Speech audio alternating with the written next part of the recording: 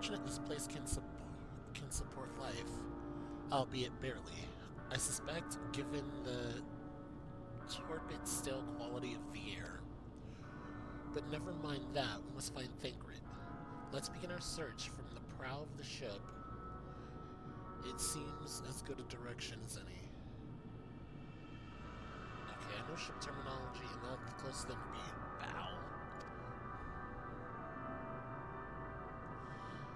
Try not to stray too far, lest we lose sight of one another.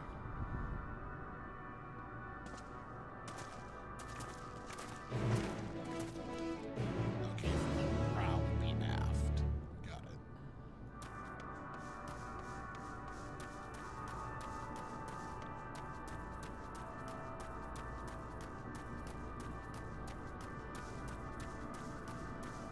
Can I look at this? Okay. I guess just need to keep it, like a hovering stasis.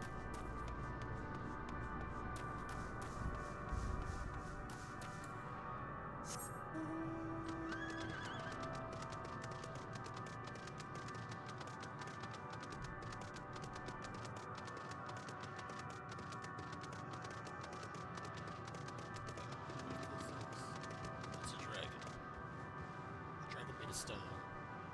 And a stellar dragon. Okay. Stellar dragon. Stone dragon. Alright, we're taking on the stellar dragon.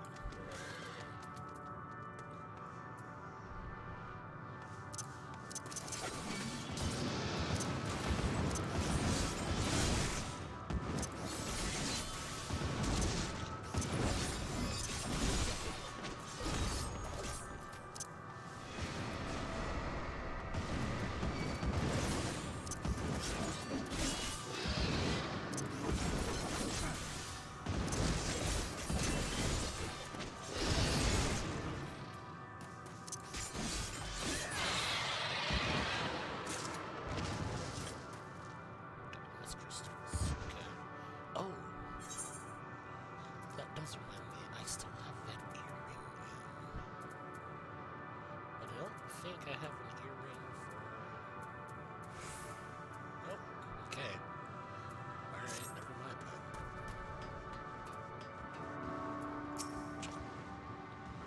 Ruins. Well, what of... But of what? Perhaps we can find something to help us understand the nature of this place. A relic, an inspiration, an inscription, anything. I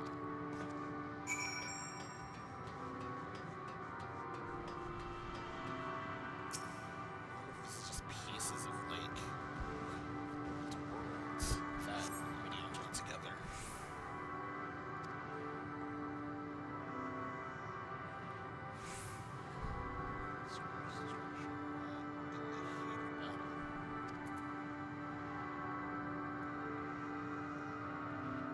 That's one.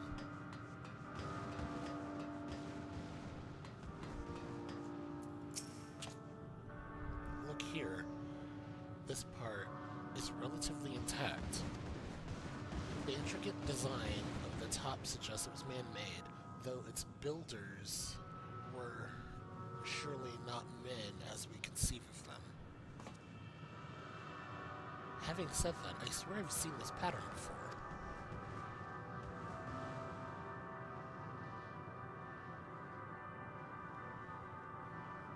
I almost feel like it's something from the first.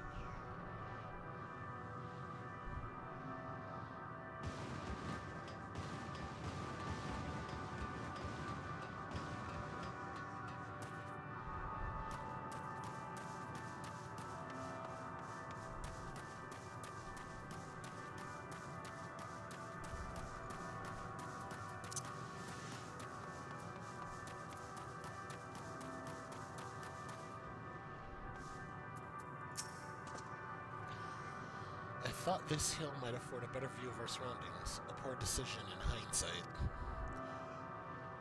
Besides the light from the ship, all is shrouded in darkness. If Thancred is here, I'd never know it. From what I can tell, we are near the edge of an island, if you can call it that, surrounded by floating debris. I'd say it's surrounded by, like, other islands.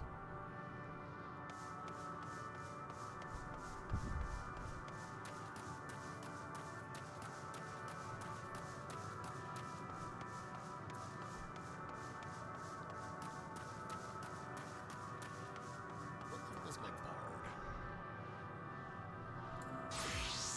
He's level 80?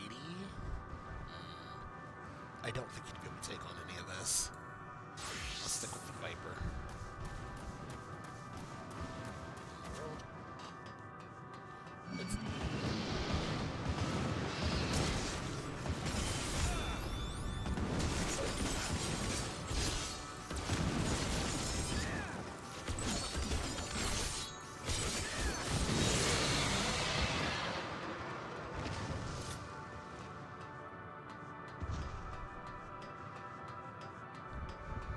the sludge.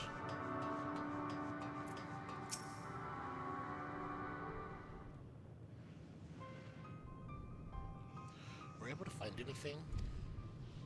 Nope. As I feared, and still no trace of Fingrid.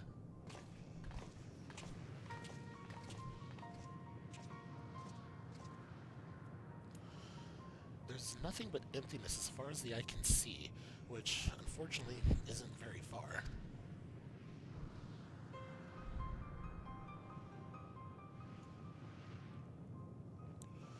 Though I can't help but suspect that someone or something is here. There are times when I sense it drawing close, and when a chill washes over me, leaving me exhausted. Leaving me feeling of death and anguish. Leaving me with feelings of death and anguish. Sounds like Medion, alright. And what are these stellar dragons?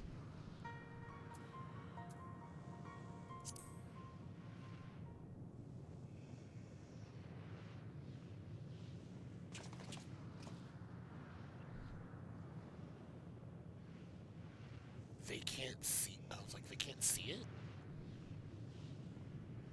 What do you... Oh my god, I was right. What are you talking about? There's nothing there. As soon as I look and say that, I'm like, wait a minute, they can't see it, can they? Before we jump to any conclusions, perhaps we should search elsewhere. Agreed. We found only more questions than when we were in desperate need of answers. There's a fair stretch of terrain from the ship port side we've yet to explore. Let us try searching there then.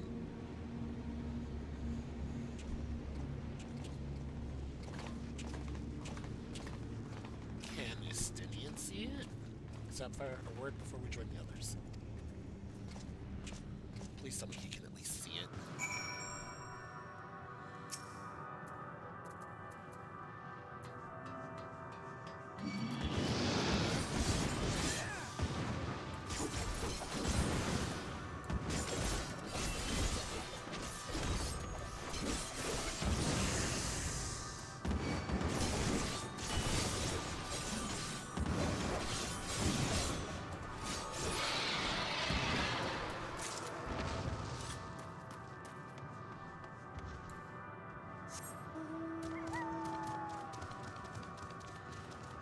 Dog here is very fitting for this. And I don't remember how I got this puppy.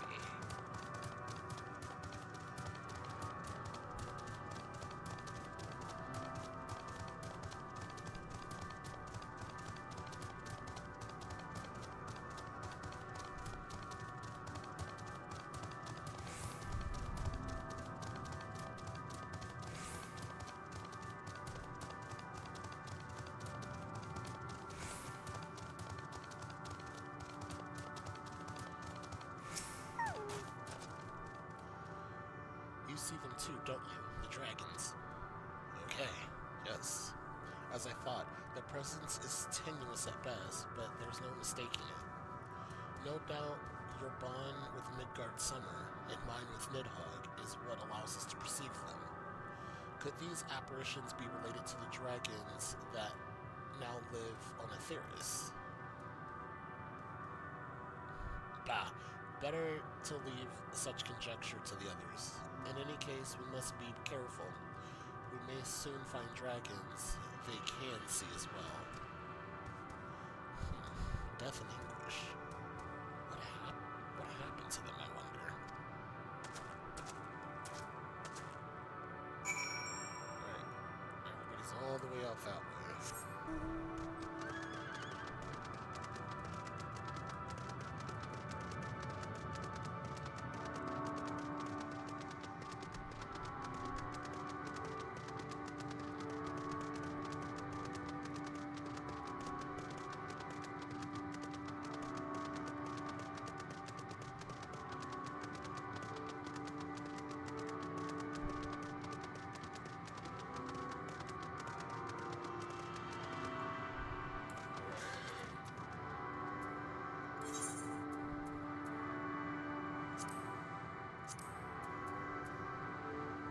As much as I love this thing, no.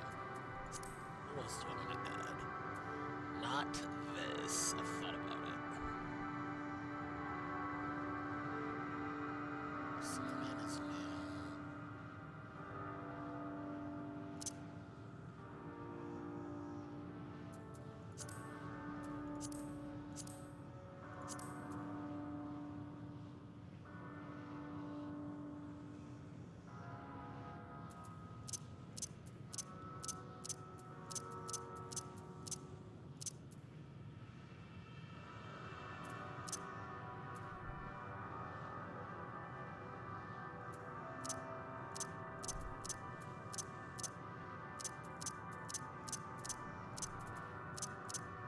Huh. Okay.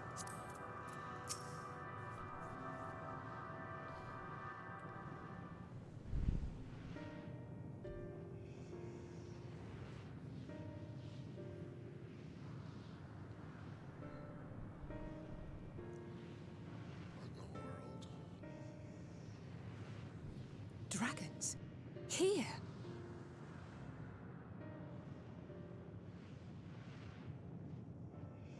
What you see is a memory of a world that once was.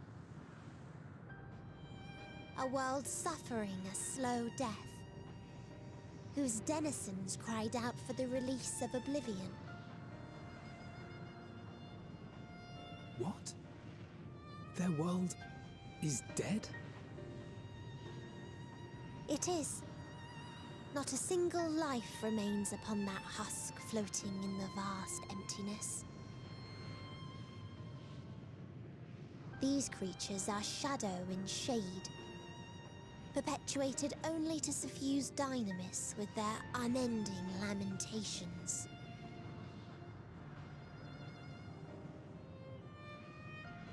Our friend Thancred. Where is he? A strange question.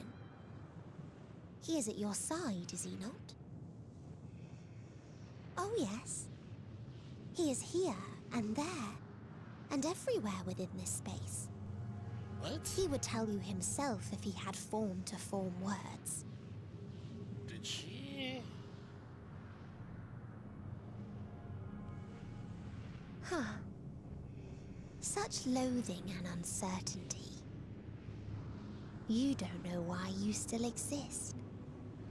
In like manner to the oblivion I send. I tried to drown out your ether with dynamis.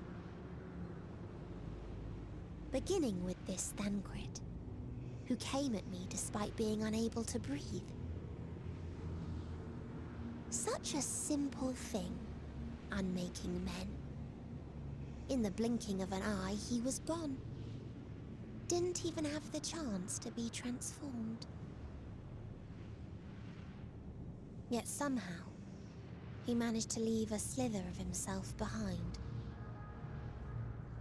What you call the heart? Or perhaps the soul. In his final moment, he cried out from it. A single word.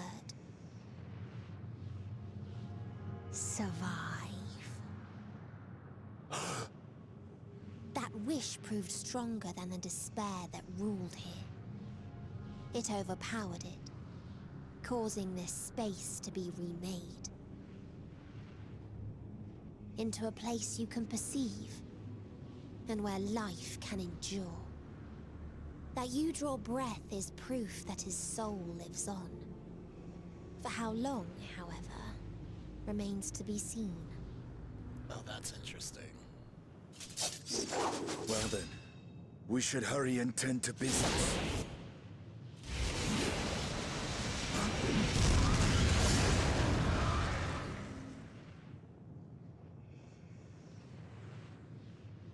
It's futile.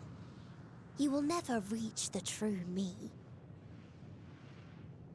I told you, emotions dictate reality in this space. Such changes as you might work will not alter its nature.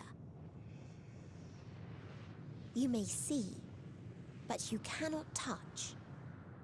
Walk, but not advance.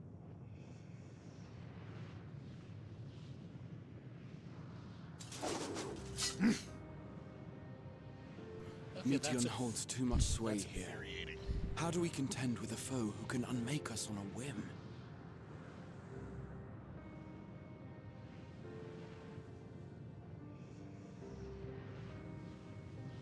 I do not know.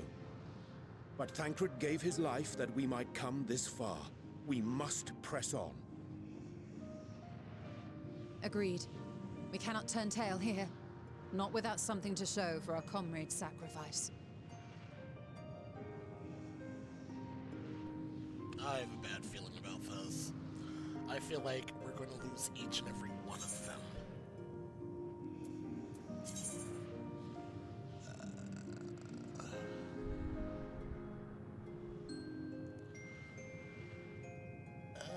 I definitely don't want Lotus Pink. I might just take the Elegant Pink Silver piece. Just because I don't. There's not a lot I want. I can at least sell the Elegant Silver piece. Soul without body, a form of being with which we are not wholly unfamiliar. Not true. Indeed, for we exist in a similar state as resided in the first. The circumstances are rather more dire than that, it is true, but I choose to believe he is not forever lost to us. Regardless, in sacrifice he hath afforded us a chance to prevail. Let us not squander it, and ascertain the nature of this realm that we might confront and defeat Meteon. Estinian, Sapphire, would you accompany me in speaking with these dragons? Mayhap they can enlighten us. I would ask the rest of you to survey these surroundings. If there is a path that may lead us to the quarry, to our quarry, we must find it. Very well. We can reconvene here when everyone else is finished. Meteon says these dragons are shadows and shade from a world whose denizens sought oblivion. As such, they're not like to be amiable to company, let alone conversation. So please, be careful.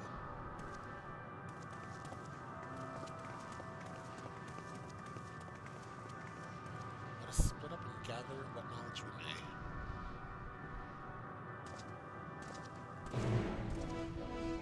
Alright, it was like, which three do I have? Because there's always three.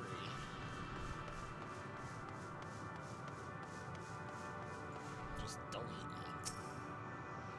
Visitor, not of the star. Could thy slender hands bring plague to our world? Thy breath extinguish life's feeble flame? Oh, how we would adore thee, alas. With time our flesh shall wither, our souls fade, and so we wait for its inexorable merge into oblivion. Exorable, there we go. Inexorable march into oblivion. Like, there's no H in there. Thou, if thou art not come to hasten our demise, I bid thee leave us. We crave not companionship, only silence. Ow. Okay.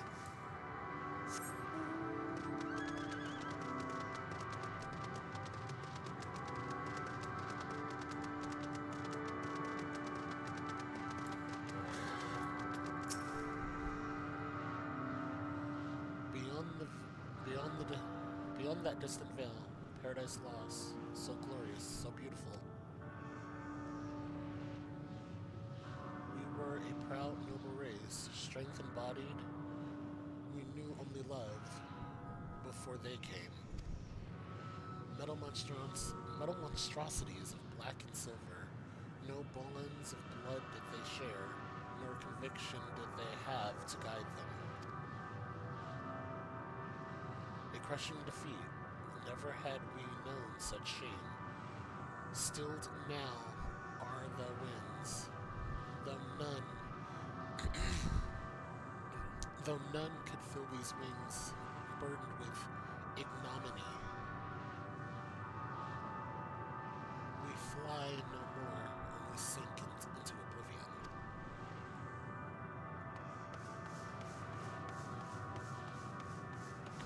So essentially, I should be able to here. So for all intents and purposes,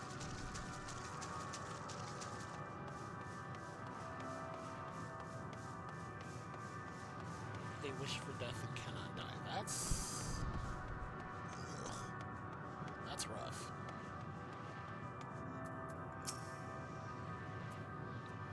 Thou wouldst bid me speak? Folly. I observe the lesson of stone. I shall not fly nor speak nor roar, only watch and wait and end. But one sight yet stirreth my blood, tempteth me to raise my voice in lamentation. Null, the cradle of unsung dragons. Why does this place sound familiar?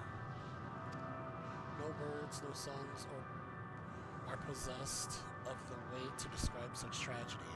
Go, if that be thy will, I shall remain.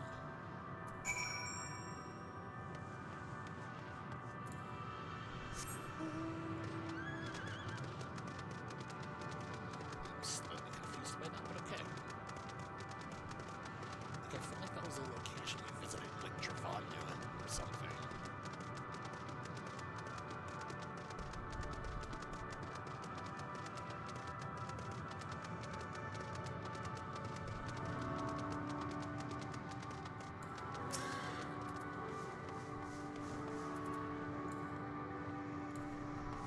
Come back here.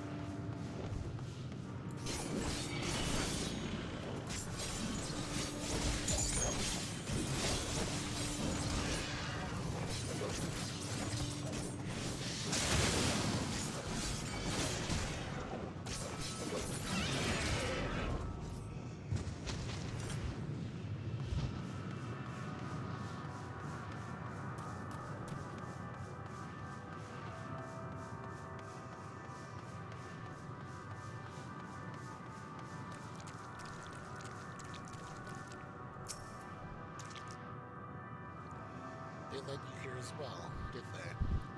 It was described to me as a source of their woes and proof of their end.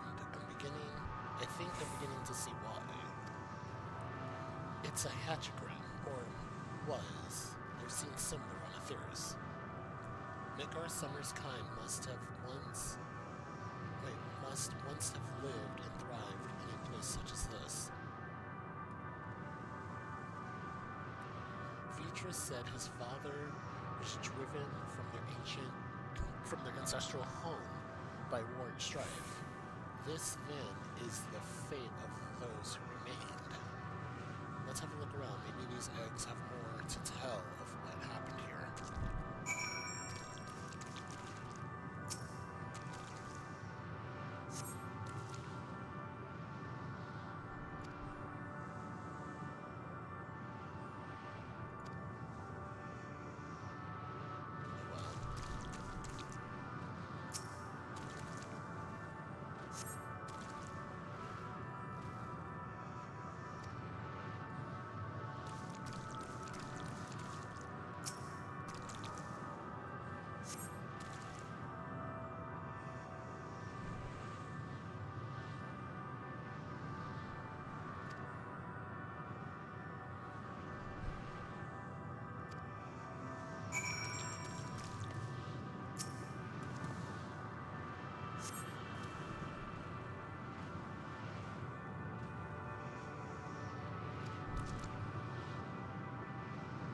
What's this? I thought all the eggs had been ruined.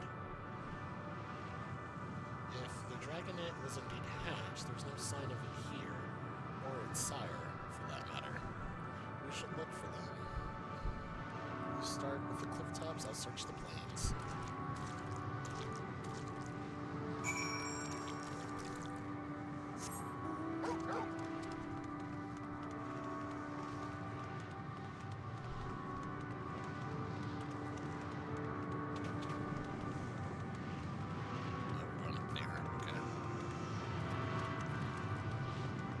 There's a fate there, isn't there? Yep.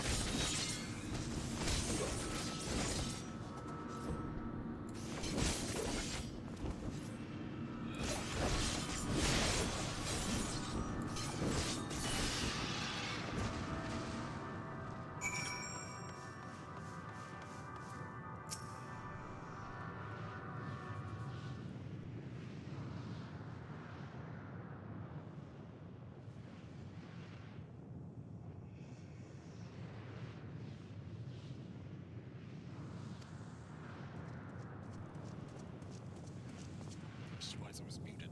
Everything alright? I thought I heard a dragon or something resembling one.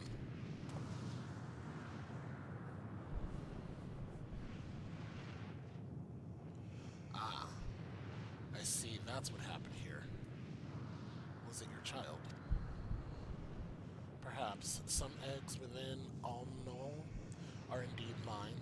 Life within one did quicken. The beast thou hast slain may be of my blood, yet I do not recognize it, twisted and malformed as it is. Not a dragon in truth, but a reminder of our failure, a testament to our shame. Explain. Flashback. They descended from the heavens, cold, heartless machines, and with them rode war and death. With fire and fury, rage and rancor, we gave answer. It was a long and bloody battle, but only the beginning.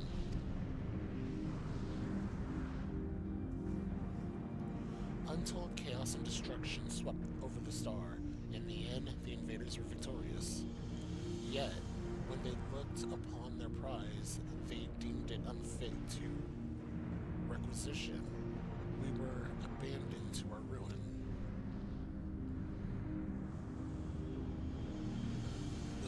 sought to put away their shame to rebuild a futile effort. In pure soil replete with ether did we once cultivate our nesting grounds, but our lands were barren, and any eggs nurtured in such desolation were fated to rot. What few survived to hatch emerged as abominations. We shall have no new progeny. But there are dragons among you capable of journeying to other stars. That there are. Many would make the attempt, such bearing a clutch of eggs. The richest stars were home to the harshest rulers, and the arrival of dragons incited contests for supremacy. When the fires faded, the wars lost and won, they too were reduced to ash and waste. 'Tis the curse of those who seek life, to be drawn into conflict, to conquer or be conquered. A vicious cycle we now choose to break. We tire of conflict, of everything. Ah, I get it. I get it now. That's... So every rogue Medion has visited, it's all been probably like post-war, or like something happened to just break the people. We wait now in sweet, merciful silence, free from strife and suffering, still as stone. Oh. Wait, you claim your kind is doomed, but there is another star. That's what they mean by okay, so still a stone. So the stone creatures that we see are actual these dragons.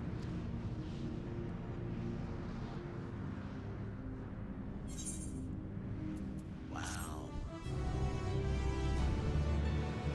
That's so heavy and like dark and depressing.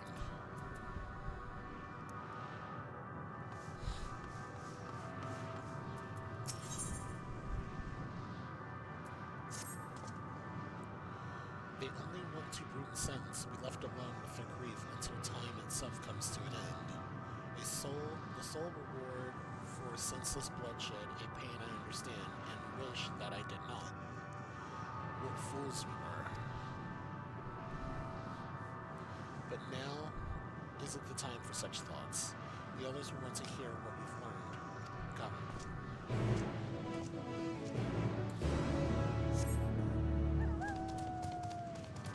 I'm not going to use an aetherite ticket to travel, like,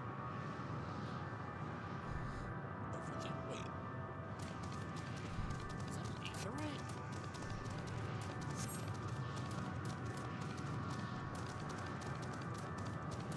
It looks like an aetherite. I can't tell if it is.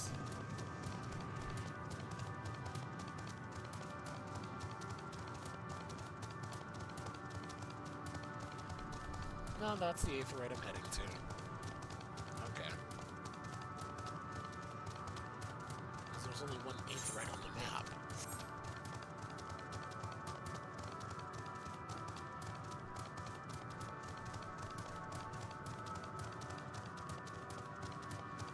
This is really interesting.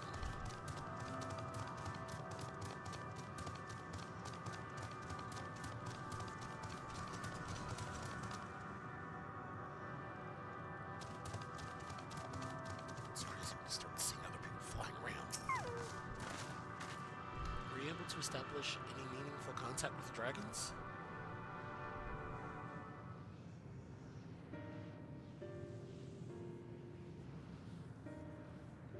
I see.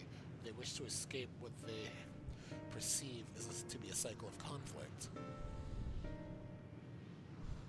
Thank you, Sapphire, Astinian. As for our part, I believe we are more acutely aware of our confines than before. We started by traversing the perimeter of the island to see if there might be a path leading off of it. Sadly, there is nothing to be found. There's no small amount of debris floating around. Could there be enough to serve as a bridge to lead us elsewhere? I considered that, and so I tried throwing a stone to a potential platform to judge its integrity, but it never reached its mark. As it crossed the invisible threshold just beyond the boundaries of this island, it vanished, only to reappear above me and fall at my feet. I would not be too quick to presume that we see outside this space as it appears.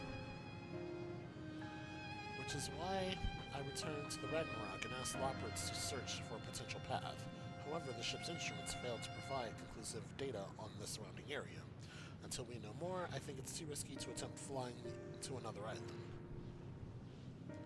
What Medion told us before, that emotions dictate reality here, might be the key. I'm not entirely sure what emotion might manifest a bridge to lead us to safety. So what you're saying is we've no way forward. Not necessarily.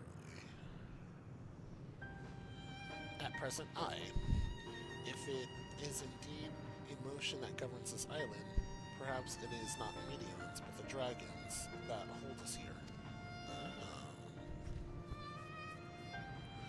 They tire of conflict and yet choose a path of oblivion to escape it. Or rather, they have chosen no path at all, meaning there is no way for the dragons or anyone here on the island to advance. Oh, that's interesting. A sound theory, disheartening though it may be.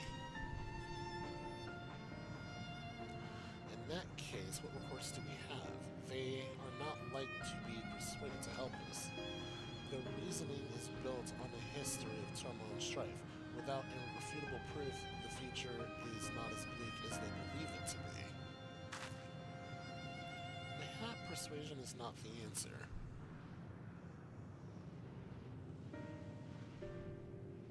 Medion meant to unmake us then and there on the Ragnarok, and she said she would have succeeded if not for Thancred's determination. She conceded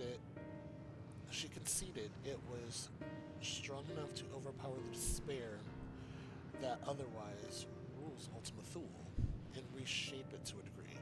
Perhaps it can be done again in a like manner by overpowering the prevailing emotions.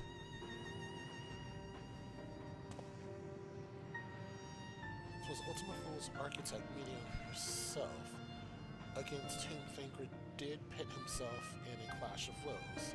Though I marked no leader among them as such, I did chance to encounter a dragon possessed of despair far more potent than most, potent enough mayhap to dictate the course of the others, and thus their domain to follow.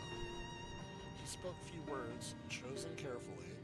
Their tone and timbre alone threatened to rend my heart in twain. Challenging his desire may remain may allow us to alter the island upon which we stand. Alas, I fear my vaunted rhetoric veiled me not against his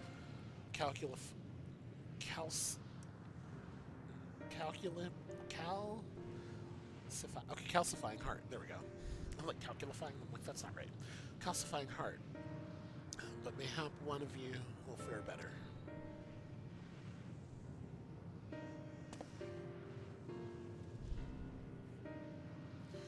Then I shall guide thee.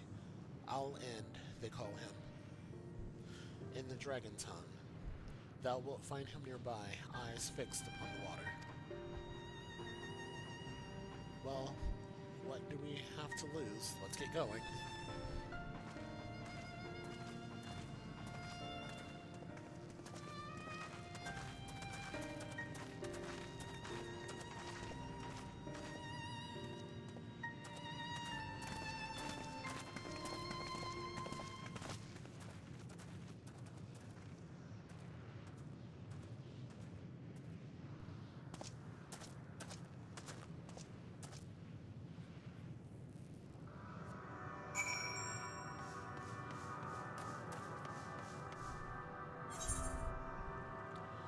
is all the way over there. Okay.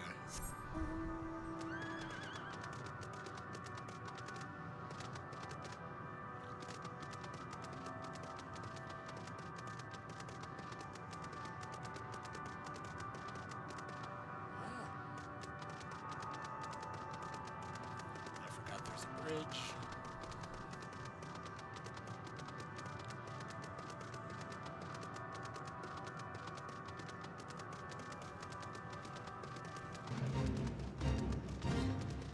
I'm good.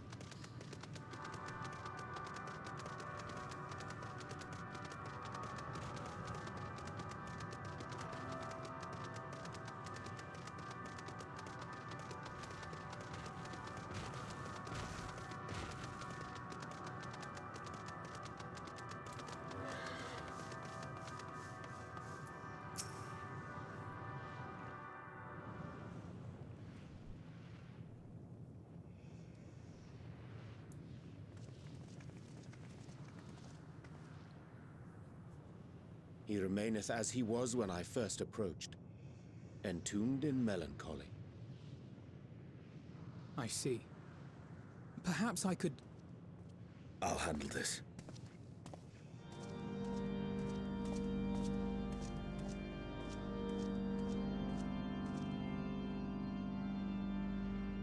So, waiting to die like all the others, are you?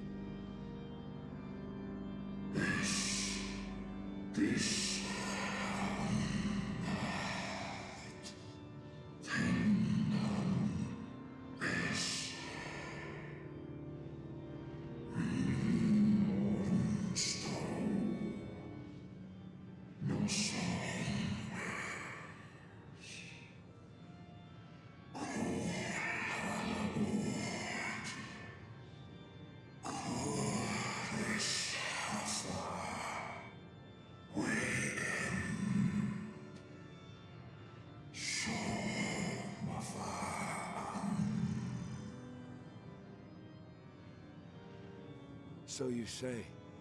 Yet your kind has found a new beginning on our star.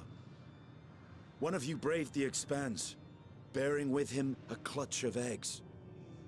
They and their children now rule our skies, their song heard by all.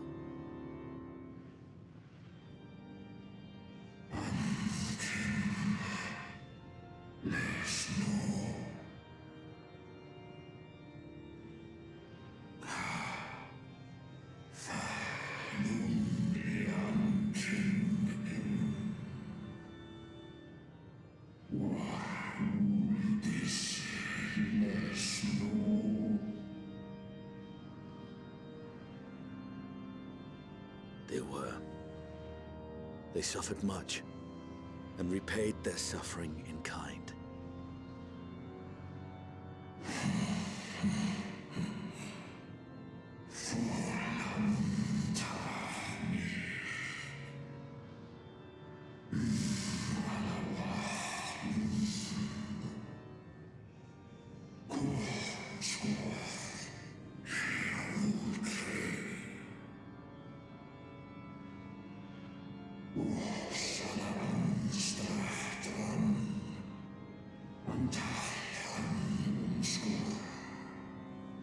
I get it.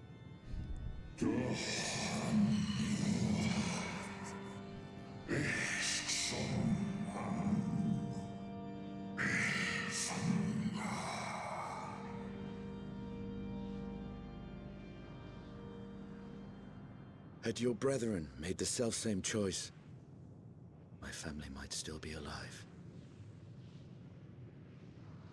Yet lasting peace does not come to those who simply retreat from conflict. No, you must be willing to confront it, to stare into the face of your foe, and see yourself in him. Only then can you break the cycle of torment and tragedy. This lesson, a dear friend taught me at the risk of his life. There is no nobility in your penance. You wallow in self-pity. And after every We've endured. We will not let you stop us. That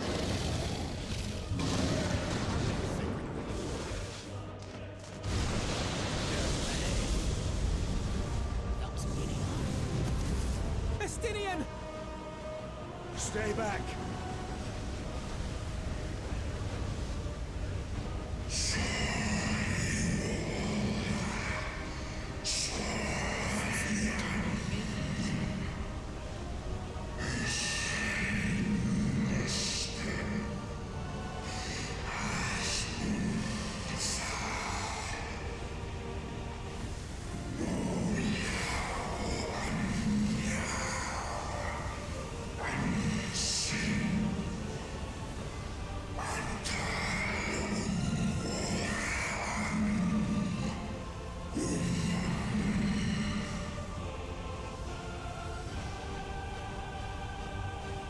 I see.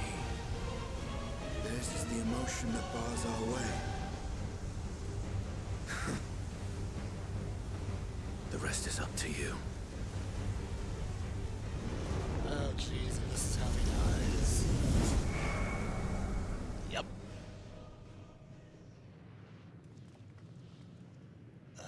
One, two, three, four, No. five. Not Estinian too!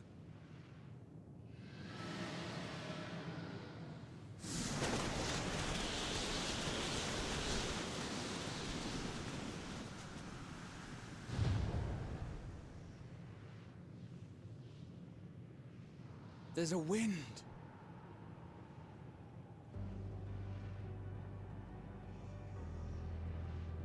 He's opened the way for us. Sacrificed himself to remake this place, like Thancred did. Okay. I get the rules of Ultima Thule. Ugh. Oh, Alphino.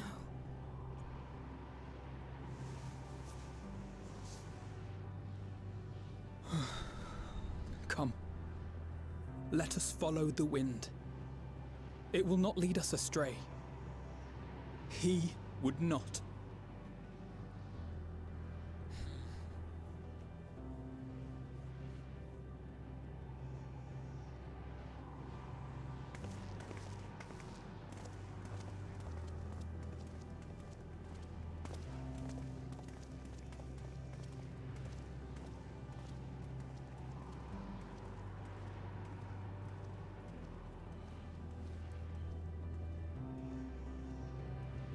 Okay, this feels very much like as we progress, we are going to lose each and every one of our friends.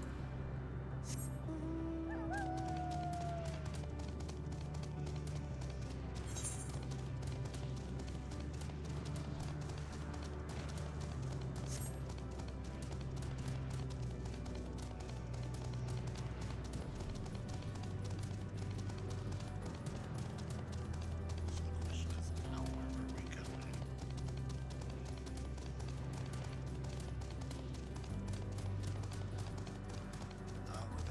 Oh, jeez, it's gonna be like teleporters. It's like Elpis.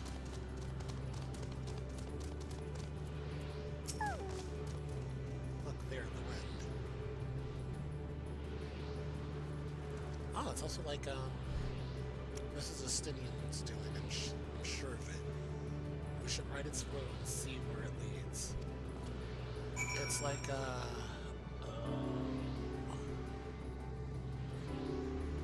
what's the restoration location? It's like that one location where you can, like, Ishgard restoration, where you just run around and just, like, gather everything.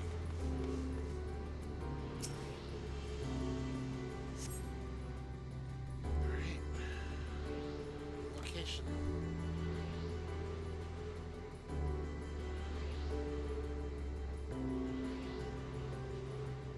I wonder if we're gonna wind up up there.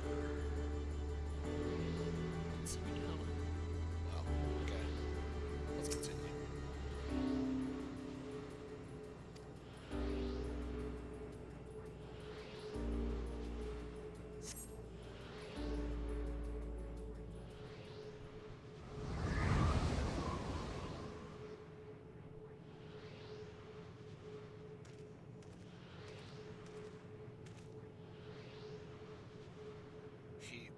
did it. He found a way forward for us.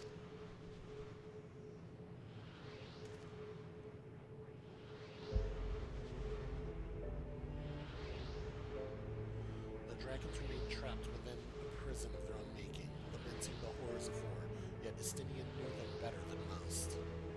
He was a man of honor and a dear friend, willing to fight to the very end for what he believed was right.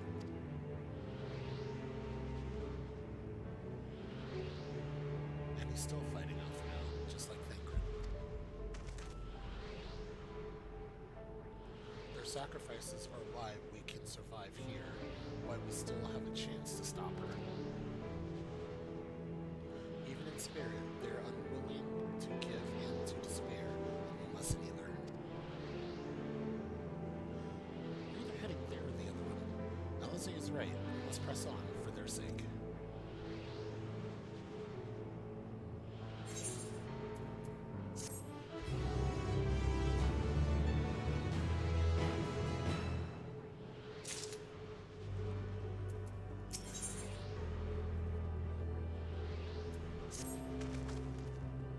As you're stolen, Alize said, we must continue.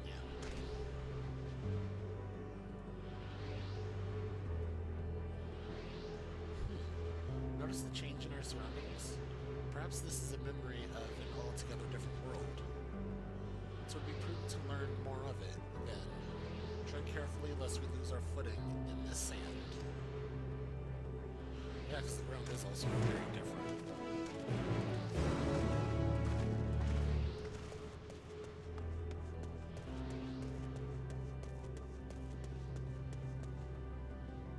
Oh, look, and there's a ship. We're gonna wind up over there at some point, I can already tell.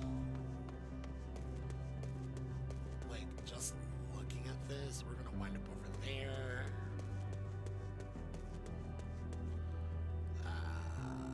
We may wind up there or there. Probably there. Why does this look more like... It looks like a beholder. Were it not for the violent crystal embodiment on its surface to appear to be an ordinary stone. A curious script hath been etched upon it. Alas, it is not a language I am familiar with. I cannot say I recognize it either. Nor I. The dragons, from what I recall, preserve their knowledge in song and eschew the written word entirely. So we may assume that this is the work of another race we've yet to encounter. Many claim the dragon's world suffered a slow death, seeking the release of oblivion. What life we find here, like as not, doth wend its way toward a similar end.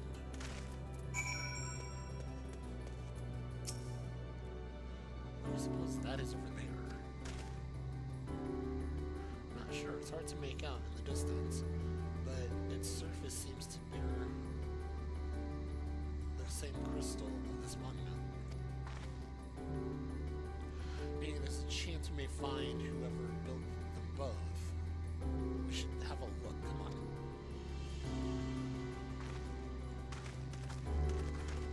I know those are enemies. Is that an enemy as well? Yep, that's an enemy. Let's fight it.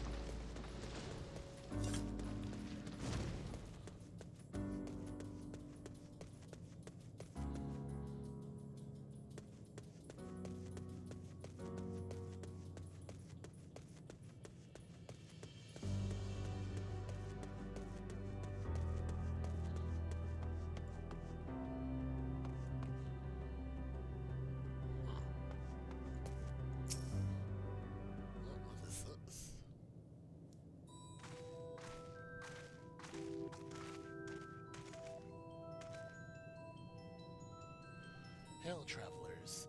This is a most unexpected occurrence. Oh, hello there. Is this your home? Indeed it is. Ah, forgive me.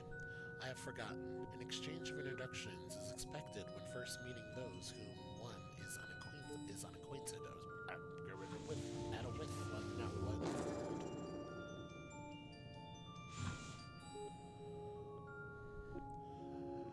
When the vibration of vocal folds was still required to convey our thoughts, the intended Ea, I believe, was the pronunciation used when referring to our people.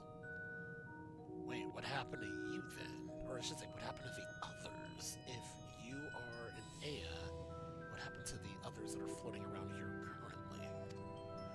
Though it is not entirely applicable given our present state, you are welcome to use this appellation.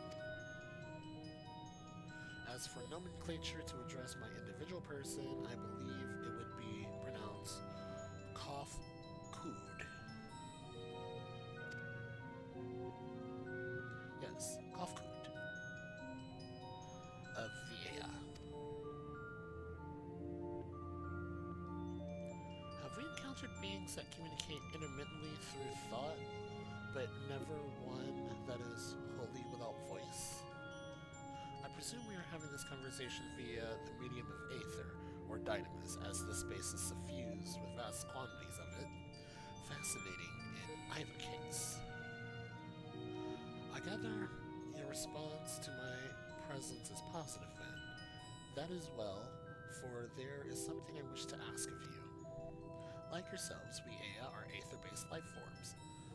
Therefore, it may be surmised that your bodies are comparable biologically, are of comparable biological composition to those we once possessed.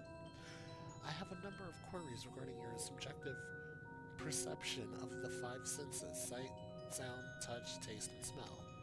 In total, I have prepared 180,712,180,827.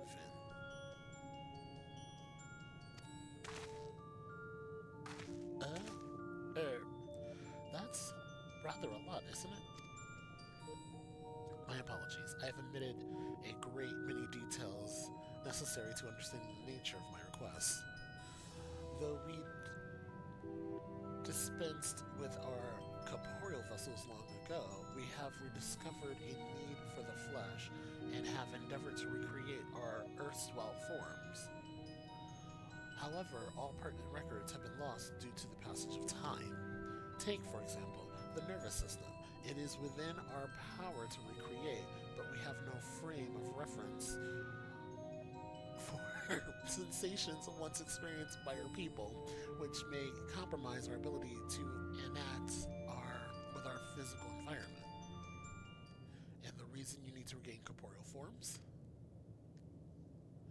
Why, to bring the end of our existence, of course. Wait, what? Wait a minute. Is this the group that Medion said we found people who separated themselves from, it's raining right now, who separated themselves from their body? I feel like Medion talked about these people specifically. There was all peace, there was no war, and yet their civilization still was wiped out. Oh, this is interesting. Though need is perhaps too strong of a word, it would be a simple matter to unmake ourselves, though use of etheric exsanguinators, but such a death seems inadequate. The traditionalists among us believe proper death requires an inescapable sense of impertinence in one's final moments, an experience found only with bodies of flesh. Oh, this is weird. This is weird. We should very much like to hear more about your plans. In exchange, we will answer any questions we have to the best of our ability. Such an exchange of information would indeed prove useful. Very well. To ensure efficacious exchange, I hereby invite you to our home. Yes, the abode of the Aya, where we traditionalists prepare for our demise. I presume your consent to answer questions is indicative of a tactical approval of our plans, in which case your cooperation is greatly appreciated. I must caution you, however, to be mindful of the Aya wandering the desert. Their desire for flesh bodies could be described as overzealous. Now, if you would follow me,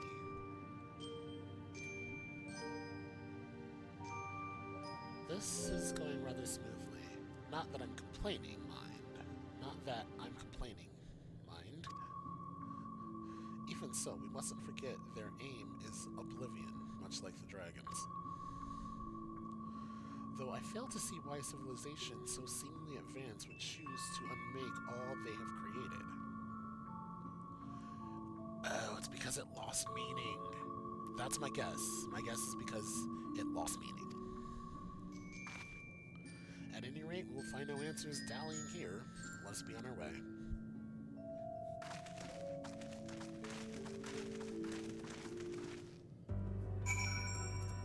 This is going to be interesting. So they went that way.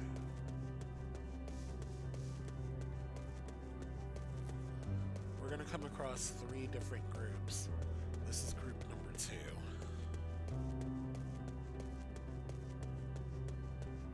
Oh geez, what in the world?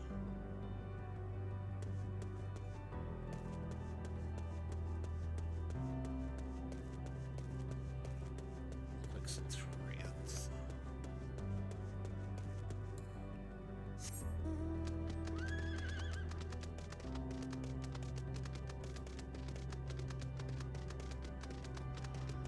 Yeah, I have a feeling that these people separated their body from their souls and then dropped their bodies and was like, oh, we can't die. And then something happened in their world where it's like, okay, well, our bodies are gone and we're still floating here and we can't die. Welcome to our abode.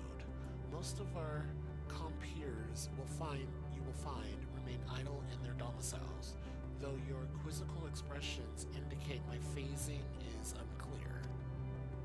Is it phasing or phrasing? I speak, of course, of the violet crystalline structures hanging from the stone structures there. Or crystalline constructs from their stone structures. You say they remain idle, but what of your work to regain corporeal bodies? An astute question, and understandable, given your finite nature. We have no desire to pursue our research, for that is no longer necessary.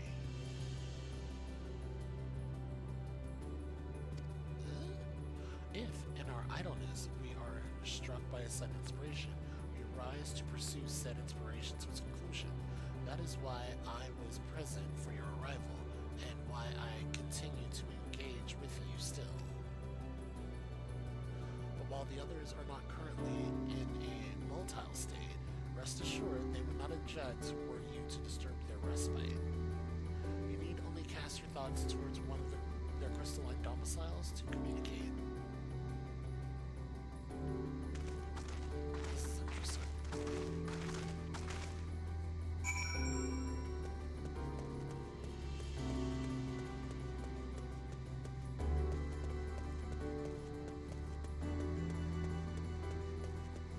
And there's the ether.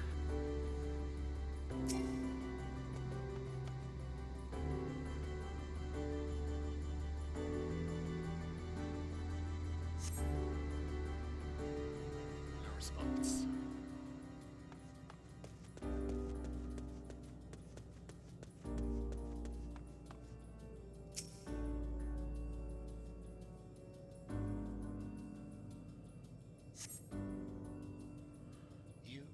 wish to speak?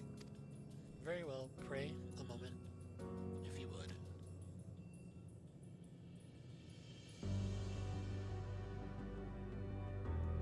Okay. Let me just, hit this aether point. Hit the aether right. Where's my fourth one?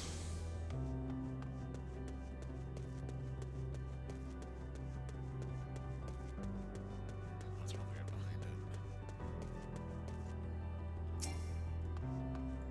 Yep, right behind it.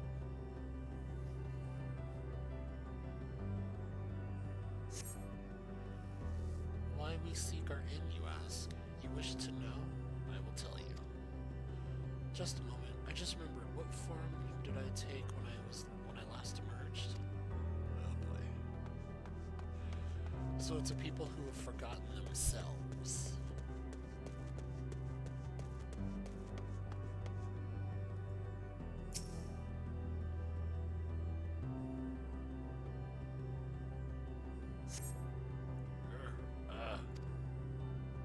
Strange moans come. Strange moaning comes and goes, but soon fades into silence. Oh my. Sorry we interrupted.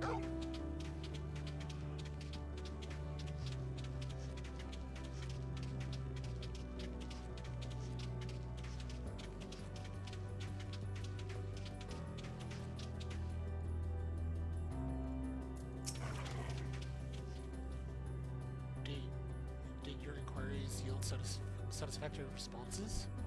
No. Well, one. I see. If they failed to answer, then it is likely because their minds have unraveled due to prolonged idleness. They are not but concentrating aether now. Worry not, there are no others who have need of those lodgings, and they will not prove a hindrance to remain as they are. But more importantly, you said some few did answer your request for an audience, yes? I imagine they will be with us ere long. Okay.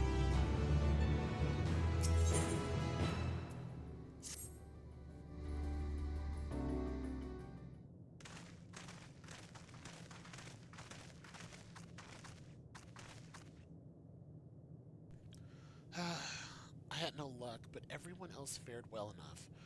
Quite a few Aya have awakened. Ah, there they are.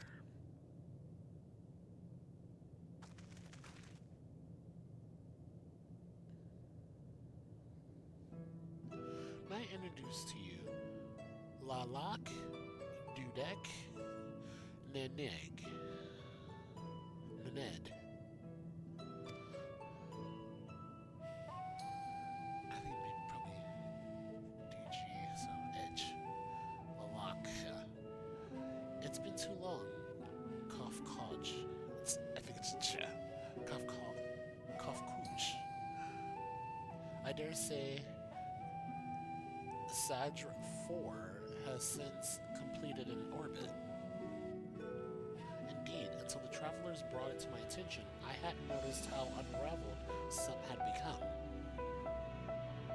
Travelers? Ah, of course. The ones who wish to know why we seek to regain corporeal forms. Truth of the matter is as plain to see as the neighboring systems.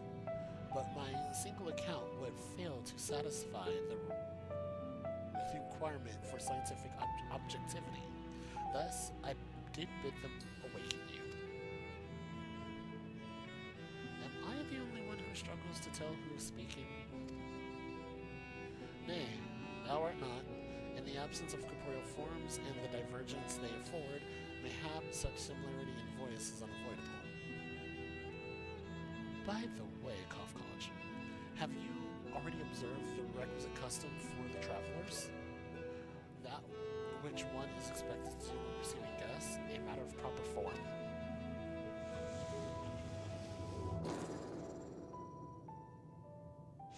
Ah yes, so long has it been had I completely escaped my mind, and still does. What is it again? I can't seem to remember. Yeah, they don't remember themselves.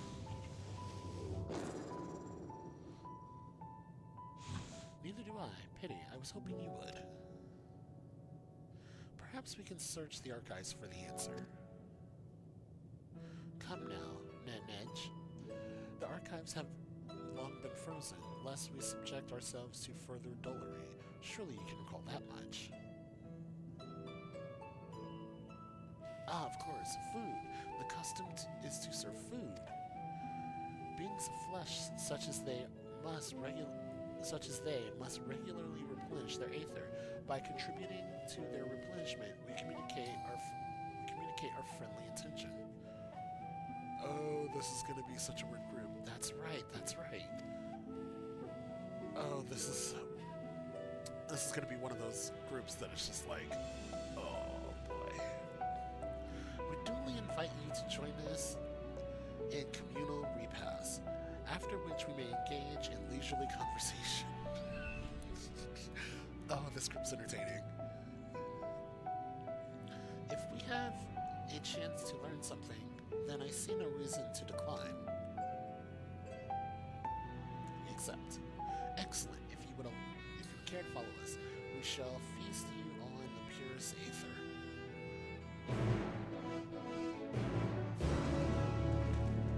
This is going to be interesting.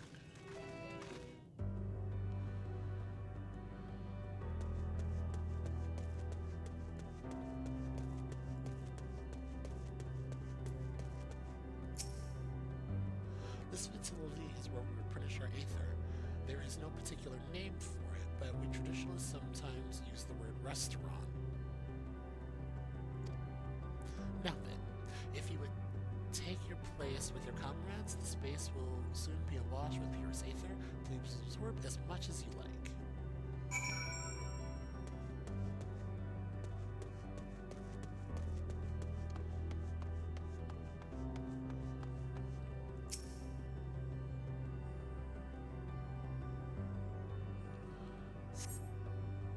Brace yourself for a rush of sweet aether, but nothing seems to happen. Perhaps you need to wait a little longer.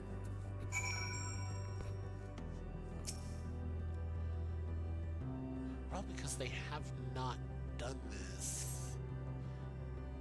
Nothing happens. Just as I suspected. As meticulous as one might recreate the Aya's home world, this is Ultima Thule. One cannot simply generate aether here. As recreations, our friends are oblivious to this fact. To the very truth of their existence, much like the phantoms of the recreated Amarat. However appearances may seem, we must be ever mindful that it is the memories of the dead whom we are dealing.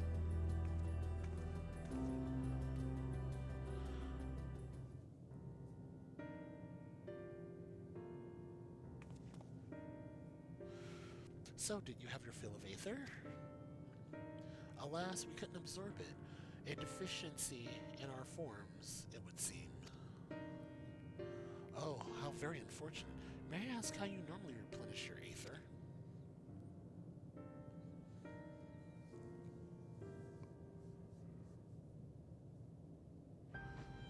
Through your mouths, you say? How very primitive and quaint. To think that their mouth serves not only to expel sound, but to draw in substance besides, such life forms have long since vanished from our system.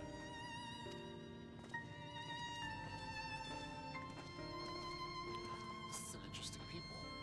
Though we regrettably could not partake in your magnificent feast, rest assured we feel your welcome most keenly.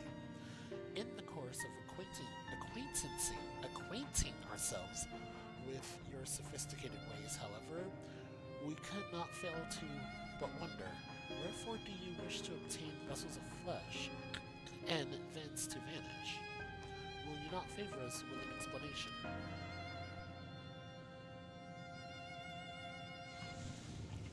You flesh and blood beings are so hasty.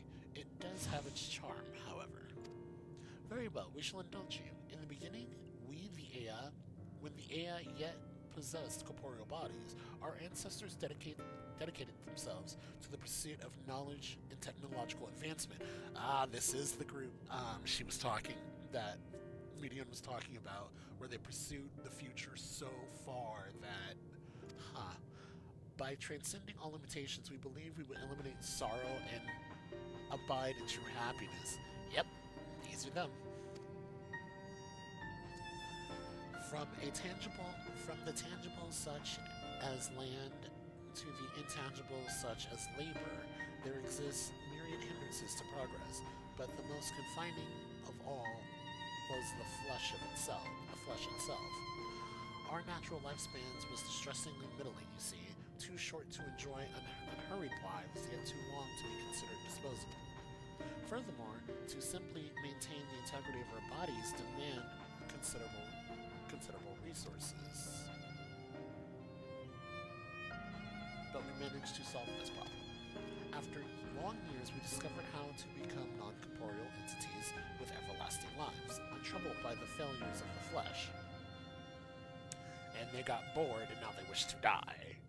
Thus changed, we had more time and freedom to continue our scientific pursuits. We went on to make even greater strides in the quest to transcend all limitations, yet we finally decided to challenge the last of them all, the limit of knowledge. Excuse me. That is to say, deciphering the laws of creation.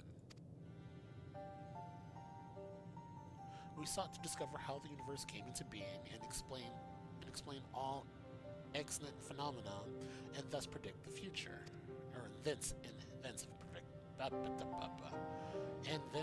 predict the future.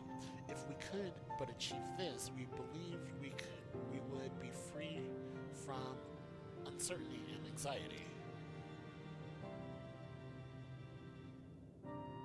And did you find the answers you sought?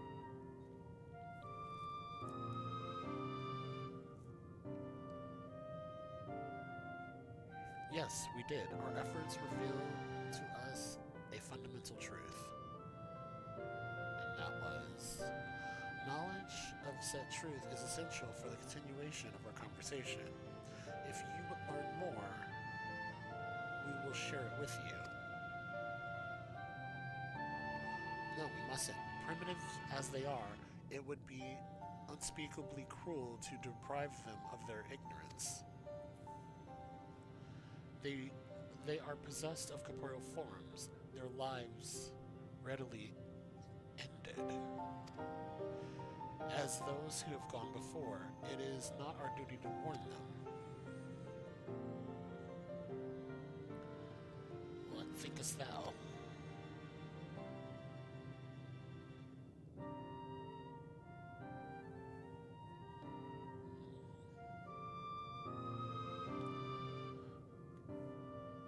We have deliberated and come to a consensus. If you are resolved to know it, we will disclose to you the truth we discovered, the truth of the universe. Seek us at the stone pillars outside the bounds of the abode, a place called Elegia? Elegia?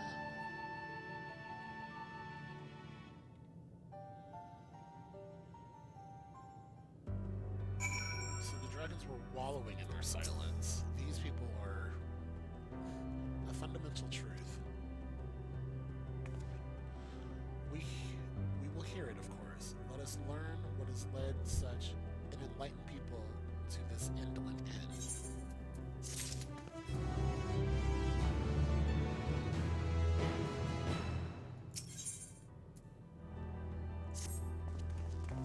This is going to be the last... Wow. I wasn't expecting that.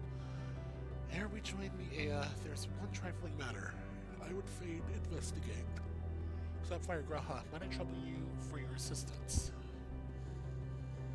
But of course. My thanks. We shall head outside to the abode if you would kindly follow me. I know not what mischief you're plotting around, Jay, but I trust you have our best intentions at heart, interest at heart. The rest of us shall go ahead to Elegia. Lest you worry, we won't start without you.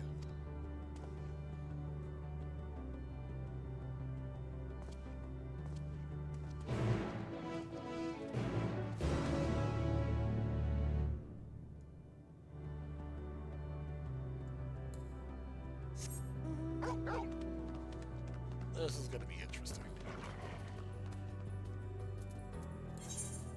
I don't want the puppy.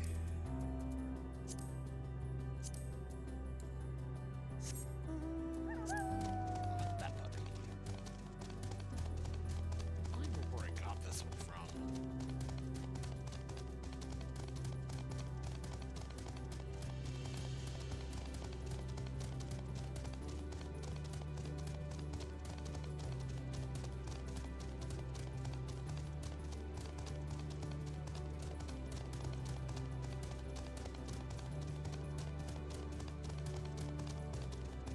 Jeez, RMJ, how far did you go? Ooh, don't let that jump.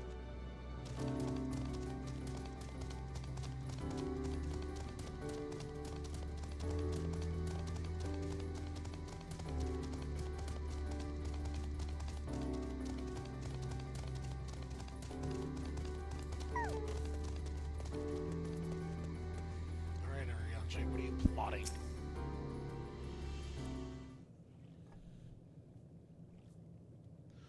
Aye, this place shall serve.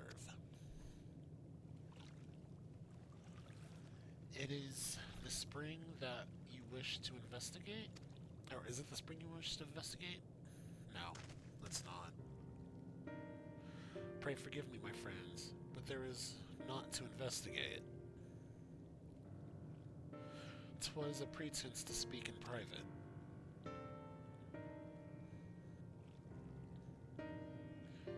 You have our undivided attention.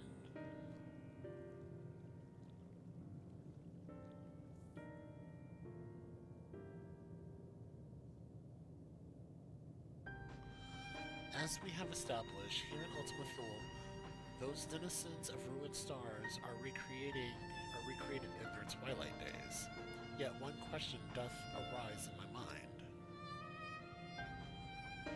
So faithful formed are the simulacra, they believe themselves yet amongst the living. How dost thou suppose this is possible? They don't know they're dead. That's the problem. They don't know they're dead. Let's see. Made contact with them while they still lived. Was taking their hearts into herself.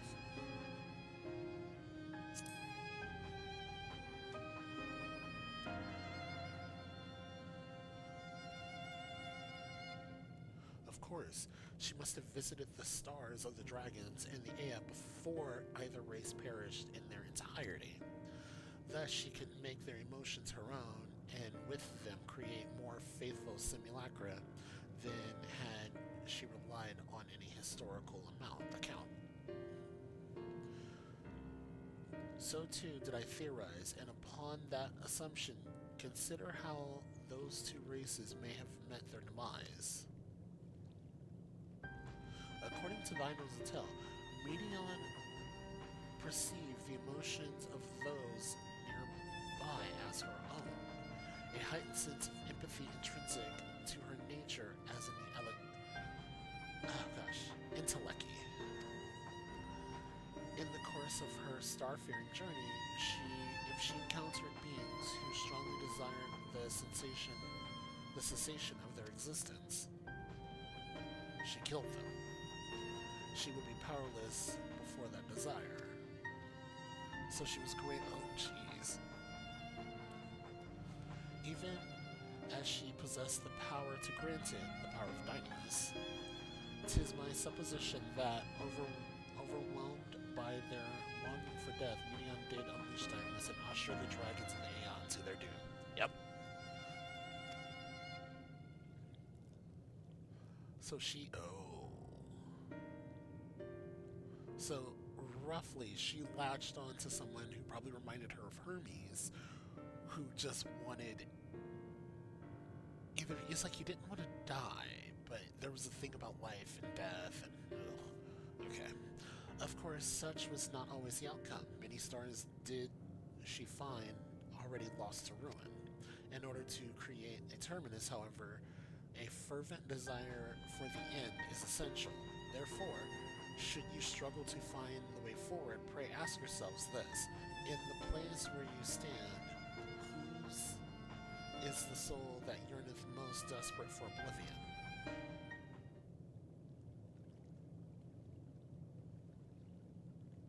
Why do you tell us this now?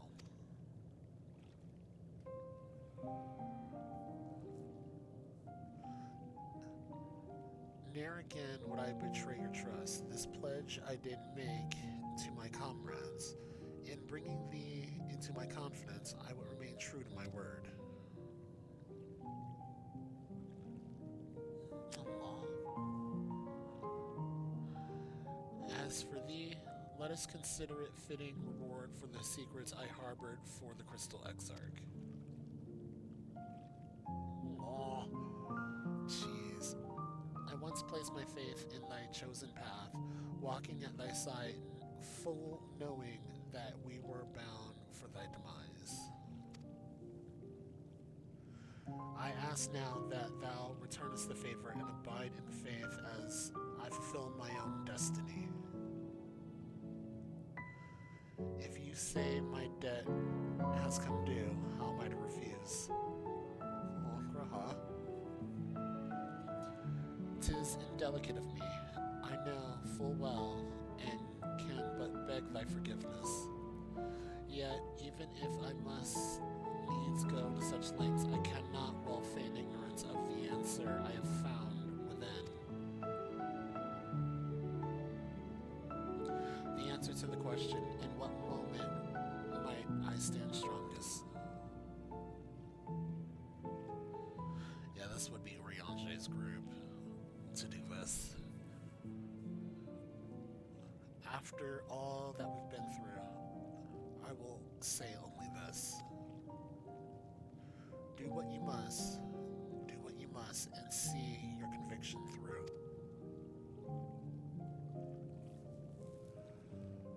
I shall, my friend, I shall. You're gonna get an earful from Mistola. Without further ado, then, let us go join our comrades. We're gonna get an earful from Ishtola, but also Ishtola probably pieced it together herself. So we may lose her and Riange together.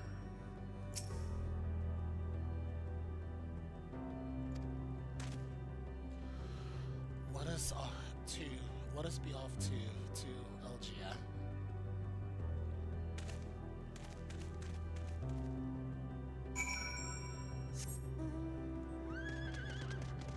I'm pretty sure Stola knows what's going to happen as well, because she didn't say anything at a certain point.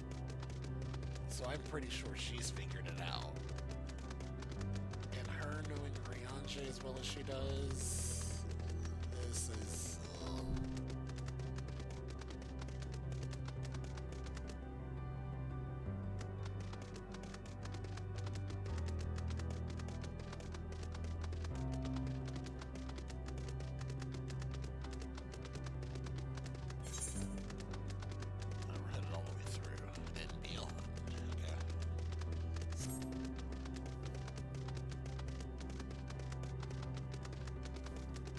realize I have not looked for my wind yet, so I'll probably do that off.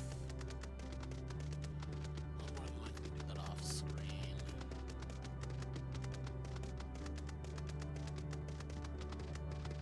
Because being able to fly here would be nice.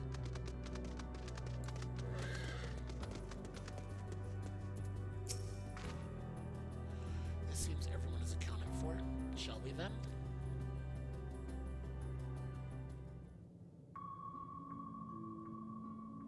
Please continue. Tell us about this truth you discovered. Very well. Bear in mind, however, that the purpose of this conversation is not to impart scholarly knowledge, for such requires that you comprehend the subject matter, which you will not. we will forego the intricacies of our scientific methodology and deal only with the conclusion, the end of our society and our world. We acknowledge, with regret, that your star is in the midst of the same panic-induced cataclysm that befell Deneb 3. As such, in order to avoid causing undue distress, we will refrain from explicitly stating how much time you have remaining. You are entirely too kind. I pray you recount your tale as you see fit.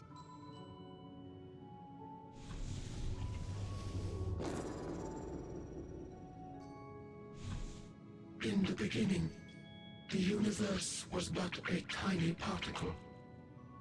Then suddenly, this particle began to expand. Having remained entirely in the bounds of your star, the phenomenon may be difficult for your kind to grasp. But this expansion has since continued unabated. Speculating that the universe could not grow indefinitely, we sought to learn what might occur, and made a worrying discovery. The stars will continue to spread apart, as will their finite thermal energies. Eventually, all heavenly bodies will grow cold and freeze. No new stars will be born, and the universe will enter onto an eternal ice age.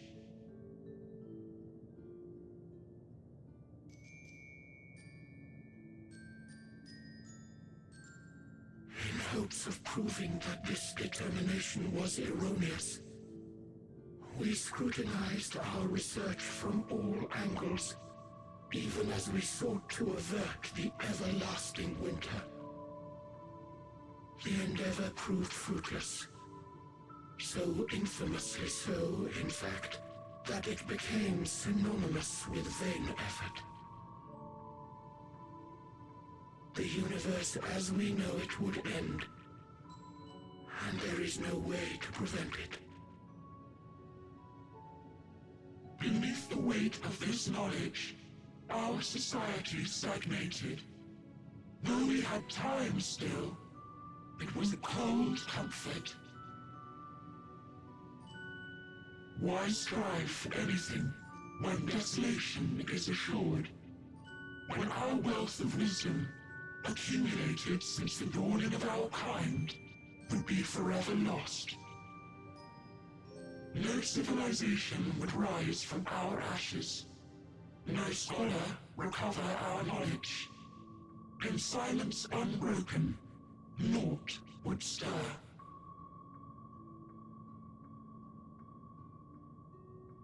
Intellect was once our pride. Overnight, it became our shame. Our works, monuments to futility. Immortality, our greatest invention, became a source of suffering. Rather than suffer on, many chose to unmake themselves by means of etheric exsanguinators.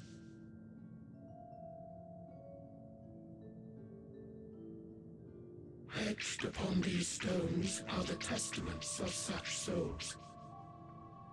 Though many left no words at all, thinking it a pointless gesture. Once we have obtained vessels of flesh, we likewise intend to vanish. If you understand this, understand aught of our tale, you will abandon your quest for knowledge. Ignorance truly is bliss. If you would cling to your illusory happiness, remain primitive and pure. It is the only way.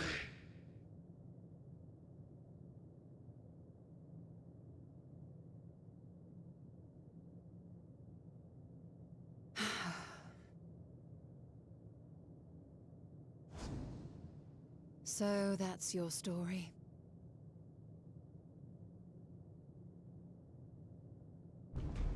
While I appreciate your advice, I will not heed it. Convinced though you may be of this truth, it is yours and not mine. Indeed, truth, I have ever believed, is in the eye of the beholder. Are you suggesting that we have reached a faulty conclusion? That our science failed us? Hardly. As you yourself said, the subject matter is beyond my comprehension. And that, I accept, is true. I do not possess the knowledge to prove or disprove your conclusion. In my mortal years, I doubt I could even approach the wisdom of the Air. But of one thing am I absolutely certain. I would not be happier in ignorance. Y'shtola, no! You mustn't!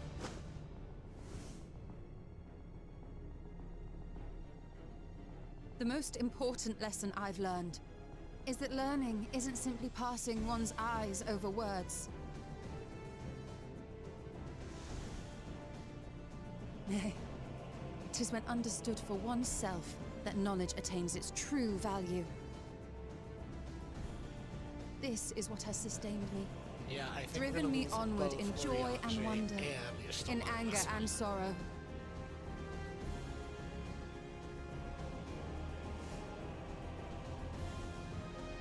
The universe may end, and all may be for naught, but I will live as I always have. I will always seek out new knowledge, and no conclusion of yours, no matter how grim, can dampen my desire.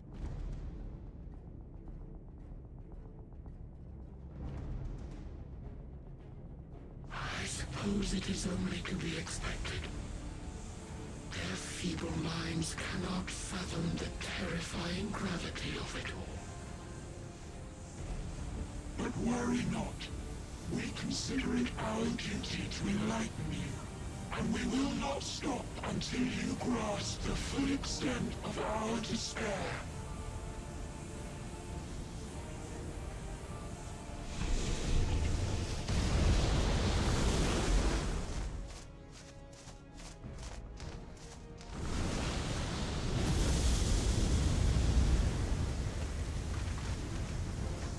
Keep calm and listen well.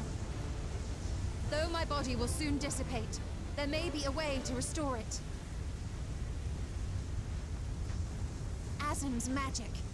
So long as our souls remain, you can use it to summon us back.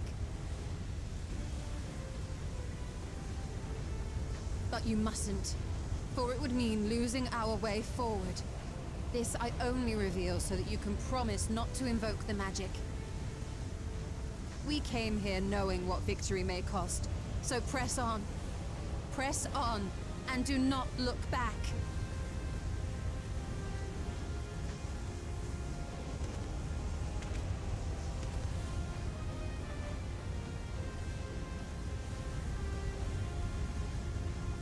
I shall join thee. As subterfuge is not required, thou shalt not suffer for mine absence. Riange. My resolve hath never been as strong as thine. Full oft have I wavered in my decisions, and afterwards been stricken with regret. In spite of this, I may still stand with my comrades, supporting them as they attempt the greatest of feats. This truth I have learned in the course of our journey. And many though my shortcomings may be, I may also claim to excel in prophecies. My studies, into which have granted me the flexibility of mind needed to bend this malleable reality.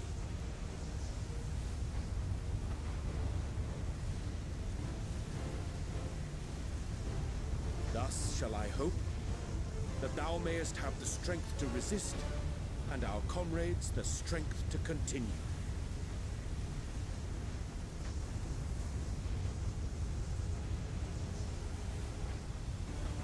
With you to urge us on, how could we possibly fail?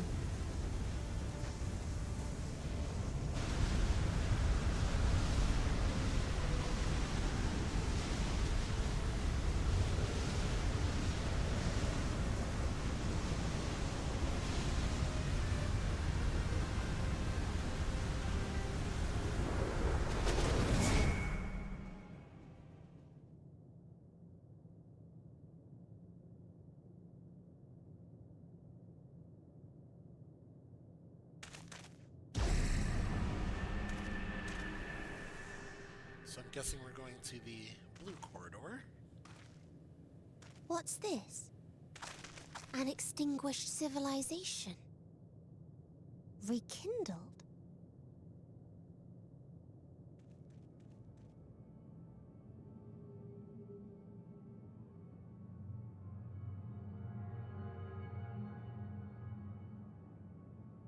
That's right.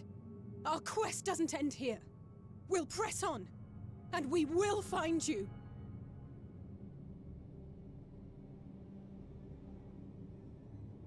There. That's where you'll find me. Is that another star? Of the stars we visited, most were already devoid of life. And where there was life still, the inhabitants wished for death. But even death, we learned, isn't truly the end. It is but a part of the cycle of rebirth.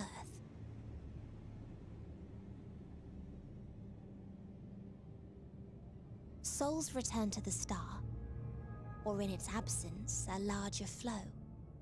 And eventually they are reborn. Alive again, to know suffering anew.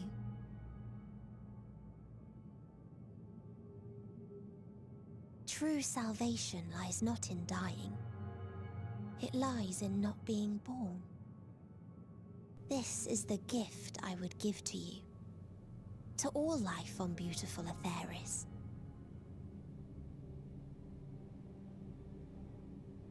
To that end, we created an egg wherein life cannot quicken. That dead sun. Attain it if you can, before your friends' emotions fade away, along with their protection.